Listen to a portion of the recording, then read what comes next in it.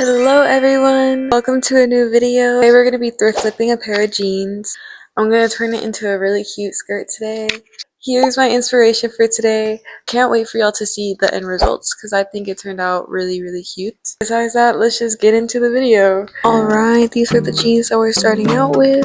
We have to chop off the legs first to make our skirt, and I know this looks a little scary because I'm cutting a lot, but I promise the pleats are going to add a couple of inches, so the skirt's going to turn out longer in the end.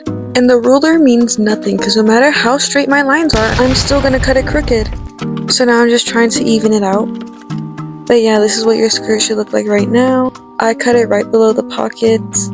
We have to seam rip the bottom of the pockets though because we need some space to sew on the pleats. Because if we sew the pleats directly on top of the pockets, it's just going to look a little silly. And then I'm just going to turn the front pockets inside out so I don't end up sewing them when I sew the pleats because, you know, we still want all the pockets to be functional. And then we're just using the leftover fabric to make the pleats. So with the pant legs, I'm just going to cut them into strips. My pleats are going to be 4 inches long. So to figure out how much fabric you're going to need for your pleats, you're going to multiply your waist measurement by 3. Because pleats have a 3-to-1 ratio, but I didn't do that. I just ended up cutting a bunch of fabric, so you'll see later, but I had to repleat my skirt 3 different times because I didn't have enough fabric. So now I'm just sewing the strips of fabric to create one really long strip for our pleats. You can use a straight stitch for this, but I just like to use zigzag stitches because I feel like it'll hold better. But before we pleat, we're actually going to add the lace. I was trying on a couple different ones, but I just ended up picking this one. So we're just going to pin and sew it together.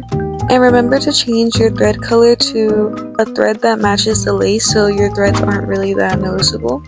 You'll see in the next clip that the threads aren't really that noticeable because I chose a white color. But we're going to go ahead and sew the bottom of the lace as well to get rid of that little gap. And then with the ruler, I'm just going to mark where my pleats are going to go.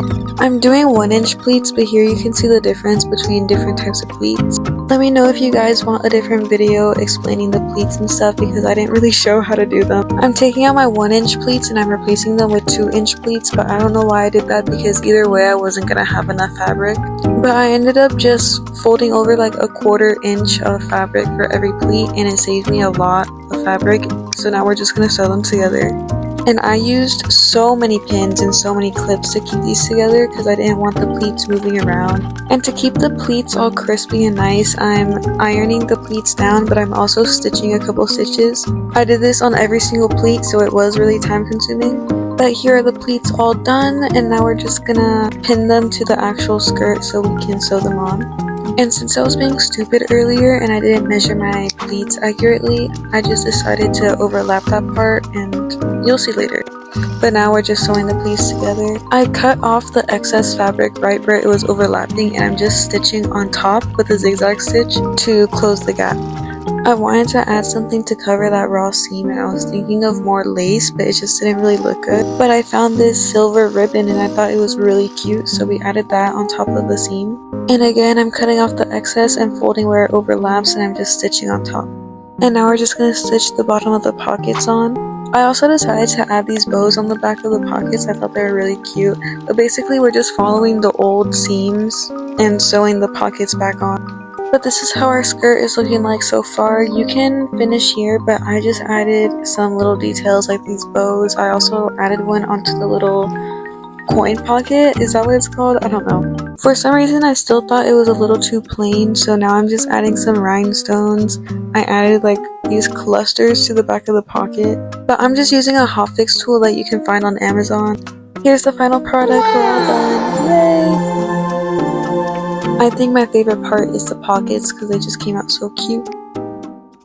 Let me know what you think about the final product. Do you like it? Do you think I should have used a different ribbon or something? I don't know. I think it turned out cute, but you guys let me know. Thank you guys so much for watching. I hope you guys enjoyed this video. Don't forget to follow my TikTok. I'm most active on there. Stay tuned for more videos and I'll see you in the next one. I spent so much time repleating this damn skirt.